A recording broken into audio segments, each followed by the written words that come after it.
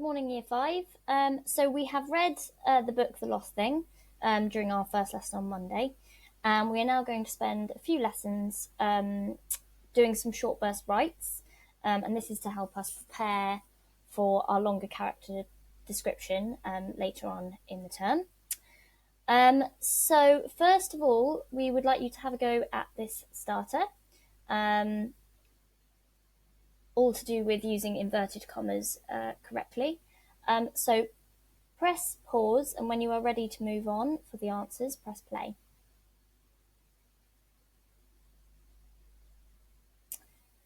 And on the following slides, there are the answers.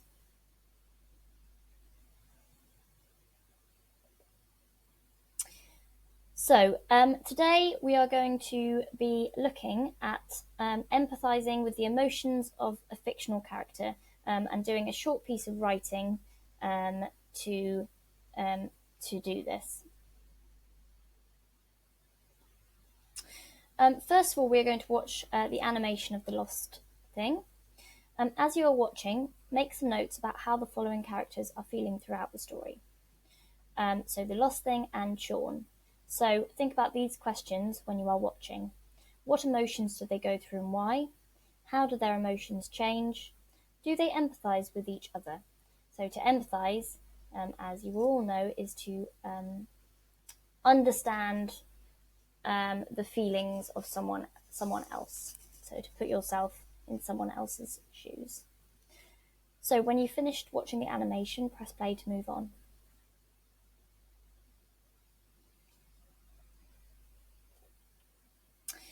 So let's think about what words and phrases can we use to describe how each of these characters is feeling throughout the story. So we would like you to draw a grid with Sean and the Lost Thing in 2 columns and fill this in before moving on to the next slide. So I'm going to fill in the grid with some examples just to start you off. So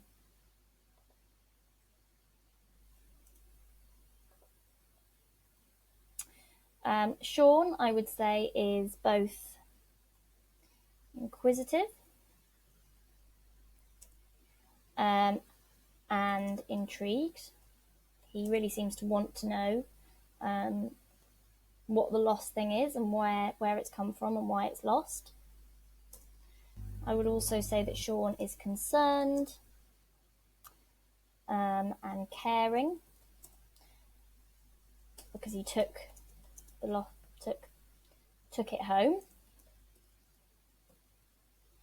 The lost thing, I would say, is unique and strange. Definitely doesn't belong to our world. It's a fantastical creature. I would also say that the lost thing is out of place. Okay, I would like you to continue filling out that grid with some more words and phrases. So when you're ready, press pause, and when you're ready to move on, press play.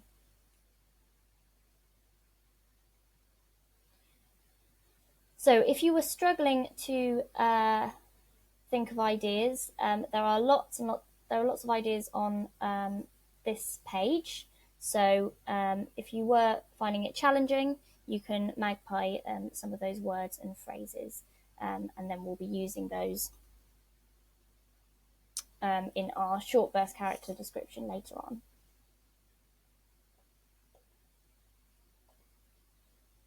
So today we're going to imagine that we are either Sean or the lost thing.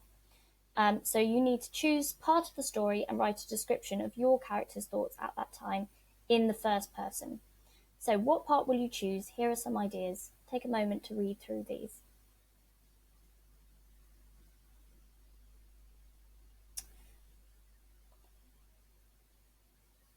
So I'm now going to provide an example of a short burst write, and I'm going to choose the moment when the lost thing is found. So the lost thing is on the beach and it is found by Sean.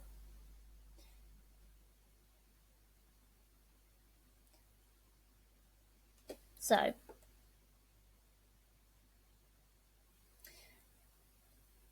I'm definitely lost. As you can see, I'm writing in the first person. Semicolon. I don't know where I am. Underneath me is a warm, soft surface made from billions of minuscule pieces. I'm just going to make the font a little bit smaller so I can fit more in. Okay. Slightly ahead of me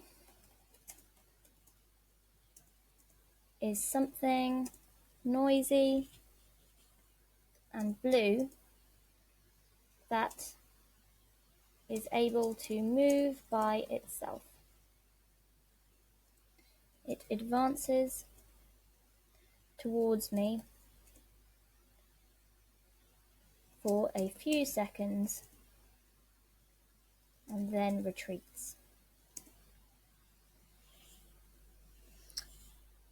I am surrounded by humans of all shapes and sizes.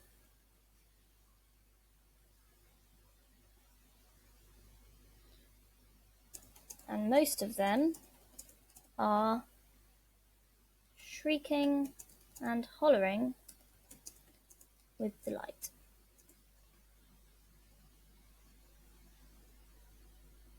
They seem to be bursting with happiness.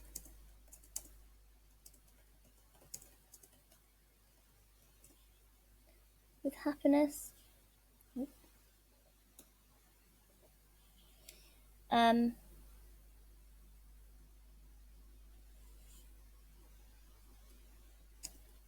I couldn't feel more different.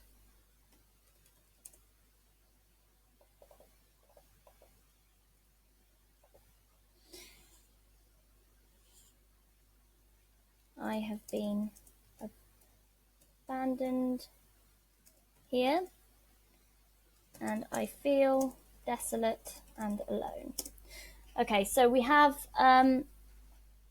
various features, high quality punctuation and vocabulary in this section. I've also written in the first person, and I've included different vocabulary to express how the character of the lost thing is feeling at this point. So to empathise with that character. So if we move on, I've included a little bit of text that we have written just to model an example for you. So this continues on from the one that I modelled in the last slide. We're just going to have a quick fire deconstruction. So we're going to find high quality writing features, identify those high quality writing features. So for example,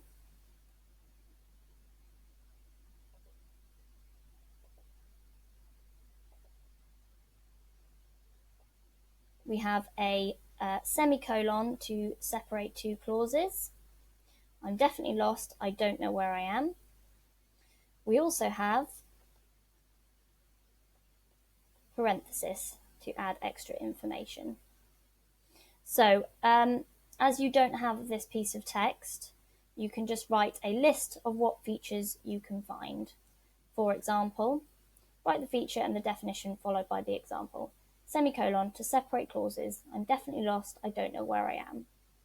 If I go back to the previous slide, there is a bronze challenge, a silver challenge, and a gold challenge. So when you've completed this, press play to move on.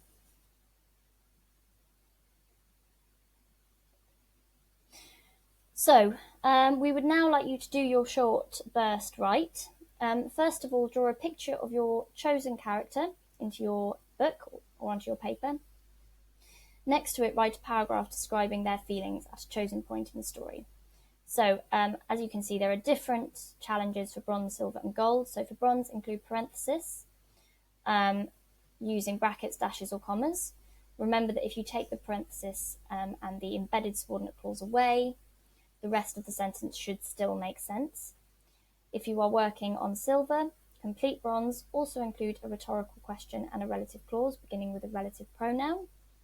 If you are doing gold, complete silver, include a semicolon to join two main clauses together. Remember, each clause must be able to make sense on its own. And there is also a challenge that you can have a look at in your own time. So when you have finished that, the last thing we would like you to do is to complete the reflection shape to self-assess what you are most pleased with and why.